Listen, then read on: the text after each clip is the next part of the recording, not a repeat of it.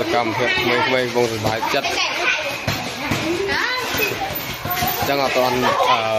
ដាក់ទេគ្រាន់ថាក្មេងៗគាត់សប្បាយចិត្តទៅយើងយកមកសាក់ហើយក៏ដូចជាផងមកជូនគាត់ចឹង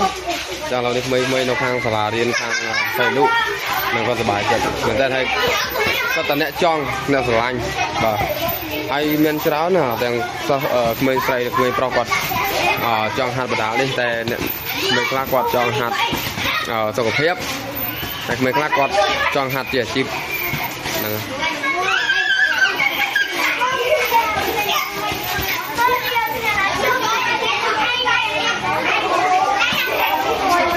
លោកអត់ទាន់ព្យួរទេទៅយកមកជូនលោកគ្រូវិញឥ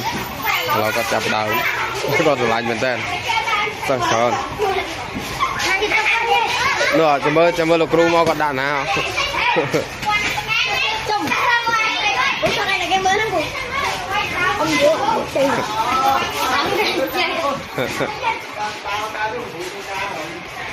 ចាំមើលលោកគ្រូរួយដៃគាត់យកដាក់ឲ្យខ្ញុំដាស់ហ្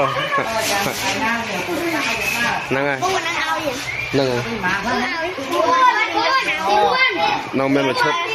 តទៀតហ្នឹងហើយចាំមើលគ្រូយកដាក់ណាចាំដាល់ឥឡូវនៅមានកងទៀតថ្ងៃក្រោយយកមក10គូកងអត់ត្រូវយើងមាន10គូអញ្ចឹង